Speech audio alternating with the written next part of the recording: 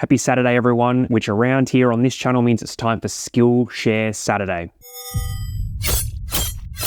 On this channel, every Saturday, I like to share a specific skill or technique which is going to help you go further, particularly in the world of digital art. Now, in today's video, the technique I want to talk about is actually from a comment I received recently on the channel. This one came in from Summer Brennan. I have a question. If I wanted to color in something from Google, so I saved it to the Google image and then put it on Procreate, how would I color that in? Because I always do another layer and put it under that one, but it doesn't work due to the Google Images white background. This is something that I got really good at because I have a little boy who is now 6 years old and he always wants to color things in. He loves Procreate, but I have to be able to get the line work from things like this and then have my son be able to use it as line work and color it in. Cool, so I've jumped on the web and I've searched Star Wars coloring pages, something my son actually really enjoys coloring in. And I found this page here and I want to color this page in. First thing I want to do is long press on the image and I'm going to save it to my photos. Now we're going to go into Procreate. When we open up Procreate, I'm going to go to the top, I'm going to create a new canvas, and I'm going to make sure I select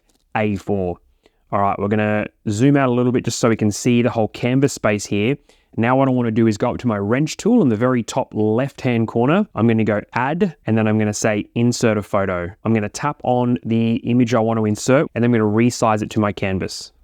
What we're going to do is we're going to open up our layers panel at the top, and then we're going to see we have one layer there above our background color. Now that layer has all of our line work on it, but it also has the white in the background, which is not going to be ideal for this. We could color straight over the top, but that's not really the point of this video. Some of Brennan specified they want to be able to remove that white background and just use the line work. What we're going to do is while we have that layer selected, the one with our image on it, I'm going to go up to our little squiggly S selection tool up there.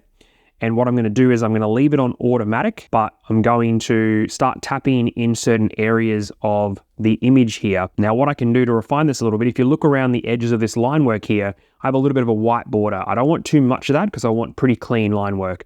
So I'm going to two-finger tap and undo that. And when I select this time, I'm going to tap with my Apple Pencil on the screen and I'm going to drag to the right or the left, and that's going to select more of the white around it. And it's also going to help get rid of some of that white border around your outline. Now, there will be still a little bit left there, but that's going to be more than fine for what we want to do. And then we're just going to simply go ahead and start tapping on these little white pieces of the artwork. And because we've already done that previous step where we adjusted the threshold, moving the pencil back and forward, it should grab a lot of that white when we do select on it. If you hit the lines at any point, it will undo the work you've just done, but we can just simply two-finger tap to undo, and then we're just going to keep going through. This will take you a minute, but this will be a much more effective way of you being able to color this piece, and we'll have a look at that. I'm going to go ahead and finish selecting all the pieces I need to. Another tip is make sure you zoom in on certain areas. It's definitely going to help you make sure you select the right things. Otherwise, you might find it a little bit hard to get the right points that you're trying to tap on. For me, the point is to not have the best line work in the world. It's more just about having something to work with and enjoying the process. So don't worry about being too vigilant with every single white section in there, because you'll see in a second, this is still a really effective way of leaving the line work that you need in the end. As you are moving through the piece, if you are trying to select little sections here and the line work isn't that great, make sure when you tap on it, you can move your pencil left and right while it's still on the screen to adjust that threshold again. Cool, I have everything selected there that I need, and you can tell because those sections have gone black, which is great. What I can then do is grab an eraser at the top here, little eraser icon, tap on it again, make sure I have a hard airbrush selected because it's going to allow you to go really large with that brush size, and then we're simply going to brush over the entire piece here.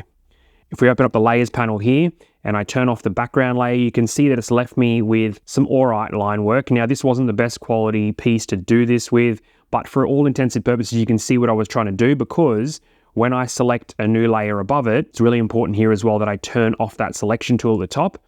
I can then move the new layer below the line work, and then I can grab whatever color I want and then grab a tool and I can start coloring in below that line. You could do this and start coloring in pieces and erase them, or we could even jump in one step further, tap on layer 1, make it a reference layer, and then when I have colors selected that I want, I can tap and hold on that color, drag it onto a section that I'd like to color, and then it's going to fill that because it's referencing the line work above it. This is a really nice, quick way to get color into a piece or just have some fun coloring something when you want to relax. So my Brendan, thank you so much for the comment. I hope I've answered it effectively for you. That's going to do it for Skillshare Saturday. I hope you've enjoyed this skill that you can now go and use. So get out there, give it a try, and until the next video, I'll catch you then.